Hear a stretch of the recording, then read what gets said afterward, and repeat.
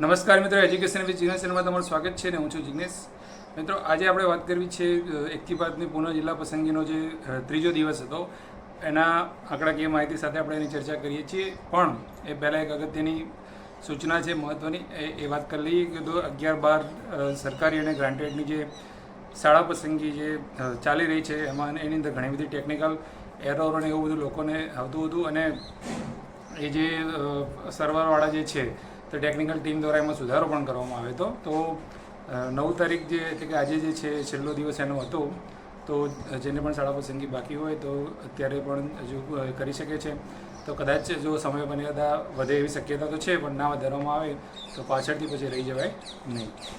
હવે આપણે વાત કરીએ પુનઃ જિલ્લા પસંદગીની. તો પુનઃ જિલ્લા પસંદગીમાં જે ત્રીજો દિવસ હતો પણ હજુ પણ એટલે કે સાયન્સનું હતું ને આજે સાયન્સ માટેનો છેલ્લો દિવસ હતો. અને આવતીકાલ 10 તારીખથી સામાન્ય પ્રવાહનું જે જિલ્લા પસંદગી ચાલુ થાય છે. તો આ સાયન્સની અંદર કેટલી સીટો ભરાઈ, કેટલી સીટો ખાલી રહી, કઈ કેટેગરીમાં ખાલી રહી, કઈ કેટેગરીની બાકી રહી અને કેટલા ટકા સીટો ભરાઈ અને હવે કન્વર્ટ થશે તો કેટલી થશે, કુલ ટોટલ કેટલું થશે, એ તમામ માહિતી આ વિડીયોમાં તમને મળશે. તો અંત સુધી જોડાયેલા રહેજો. તો શરૂઆત કરીએ આપણે એક કોષ્ટક સાથે. તો અગાઉ પણ આ કોષ્ટક તમને બતાવેલું છે. તો એની અંદર જે પણ 43 સીટો અગાઉ જે જનરલ એટલે કે સામાન્ય પ્રવાહની જે પીએચના ઉમેદવારોએ જે ભરી હતી એ સ્ટેટસ એમને એમ છે. અને એનું જે ટોટલ જે છે 4459 એની અંદર એક બંધ છે. એની અંદર હાલ 2 દિવસમાં કોઈ ફેરફાર થયો નહોતો. એની અંદર આવતીકાલથી ફેરફાર થવાનું ચાલુ થશે, કેમ કે આવતીકાલથી સામાન્ય પ્રવાહ ચાલુ થાય છે. હવે અગાઉ આપણે વાત કરી લઈએ કે સાયન્સની કે આજ સુધીમાં એટલે કે જ્યાં પણ ફિનિશ થયું છે તો ત્યાં સુધીમાં કેટેગરી વાર કેટલી સીટો ભરાઈ છે. તો ઓપનની આપણે વાત કરીએ તો ટોટલ 278 જે બેઠકો હતી એમાંથી 126 ભરાઈ છે અને 152 બાકી રહી છે. એસસીની જે 28 હતી એમાંથી 28 ભરાઈ ગઈ છે અને 0 એટલે એક પણ સીટ બાકી રહી નથી. એસટી કેટેગરીની વાત કરીએ તો 67 હતી, એમાંથી 46 ભરાઈ છે અને 21 જેવી સીટો જે છે એ બાકી રહી છે.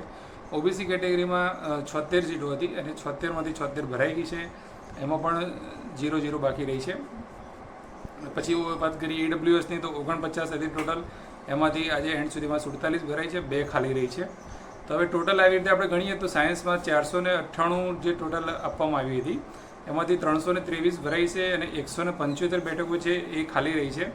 એવા અમે તમે જોઈ શકો છો કે એસસી અને ઓબીસીની એક પણ બેઠક નથી, જે ઈડબ્લ્યુએસની 2 છે અને બાકી ઓપન અને એસટી માટે જે છે એ ઘણી બધી બેઠકો જે છે હજુ પણ બાકી રહી છે. તો અહીંયા તમે 498ના 323માં ટકાવારી ગણશો તો 65% જેવી જે છે એ સીટો ભરાઈ છે. સાયન્સમાં 35% જેવું ઓલમોસ્ટ ખાલી રહ્યું છે. તો આ જે કેટલી ભરાઈ એની વાત કરીએ. હવે આપણે વાત કરીએ કે ભાઈ અગાઉ જે 43 સીટો સામાન્ય પ્રવાહમાં ભરાઈ ગઈ હતી એ પછી જે બાકી રહી હતી કેટેગરીવાર સીટો અને હવે આ સાયન્સની જે કન્વર્ટ થશે એના પછી જે છે ટોટલ કેટલું થશે અને કાલથી જે જિલ્લા પસંદગી ચાલુ થશે એ કેટલી બેઠકો માટે શરૂ થશે એની આપણે વાત કરી લઈએ. તો અહીંયા તમને એક બીજું કોષ્ટક તમે જોઈ શકો છો.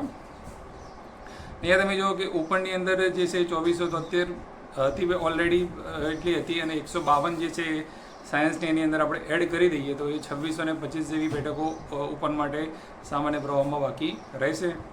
ત્યારબાદ એસસી કેટેગરીની વાત કરીએ તો 252 સીટો જ હતી બાકી રહેલી અને આ એક પણ સીટ સાયન્સની એની અંદર એડ થવાની નથી, એટલા માટે 252 જ રહેશે.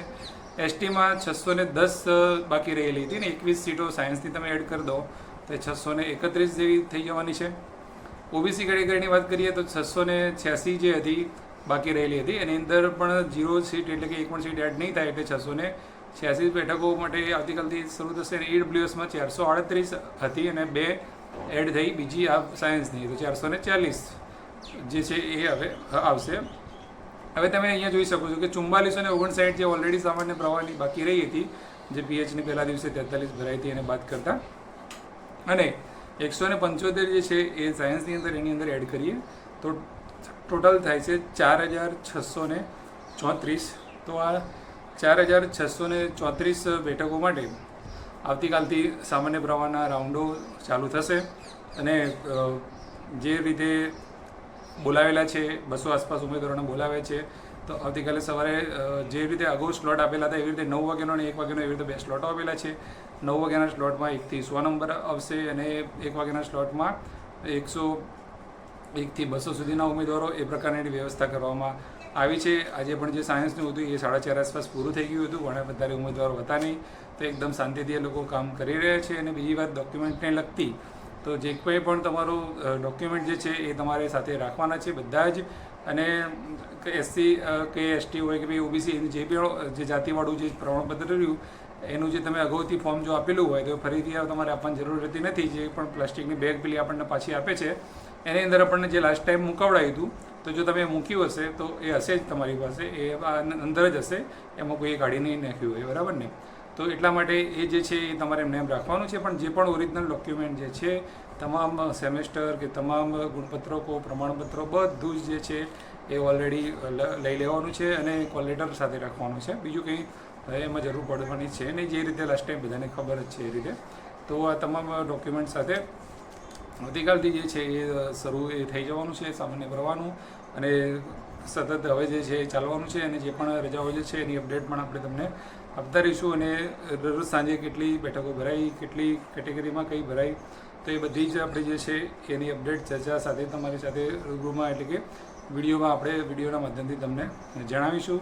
અને બીજી વાત કે કોઈપણના જે પણ પ્રશ્નો પણ હોય છે, જે કંઈ પણ કોમેન્ટમાં તમે લોકો જણાવો છો એના વિશે પણ આપણે ચર્ચા કરીશું. તો કોમેન્ટ જે છે એ આપણે ઓપન જ હોય છે, તો ઓપન ફોર ઓલ કોમેન્ટ હોય છે આપણી હંમેશા. અને તો તમે કોમેન્ટ તમે કરી શકો છો, તો એનો આપણે જવાબ ચોક્કસથી આપીશું. અને બીજી વાત કે આવતીકાલે જે પણ મિત્રો જિલ્લા પસંદગી માટે ગાંધીનગર આવવાના હોય તો કોમેન્ટ બોક્સમાં જરૂરથી જણાવજો. અને હું પણ આવતીકાલે આવવાનો છું, કે મારો વારો પણ કાલે છે 10 તારીખે.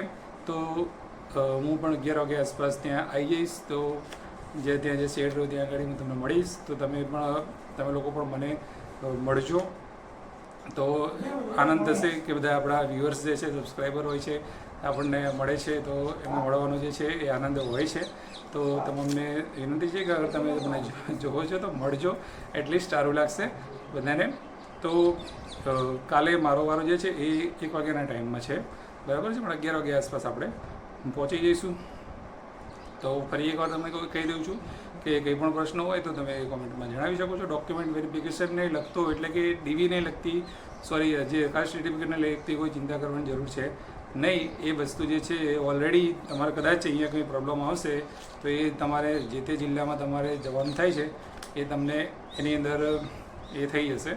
6 થી 8ના એફએમએલ બાબતમાં જે મિત્રો પૂછતા હતા તો એમને ચોખ્ખું જણાવી રહી છીએ કે ભાઈ સ્પષ્ટતા કરેલી જ છે સરકારે કે 1 થી 5નું જેવું પૂરું થાય પછી જ 6 થી 8નું એફએમએલ આવશે. તો જેવું 1 થી 5નું પૂરું થશે એની રાહ જોવાની રહેશે, પછી જ છે 6 થી 8નું એફએમએલ આવી શકે છે અને એની જિલ્લા પસંદગી જાહેર થઈ જશે. વધારે જો ચર્ચા કરવી નથી. વિડીયો સારો લાગ્યો હોય તો લાઇક જરૂરથી કરજો, શેર જરૂરથી કરજો, કોમેન્ટ કરવાનું ભૂલતા નહીં. ત્યાં સુધી નવા વિડીયોમાં કાલે ફરી મળીશું. જય હિન્દ, જય ભારત. Thank you.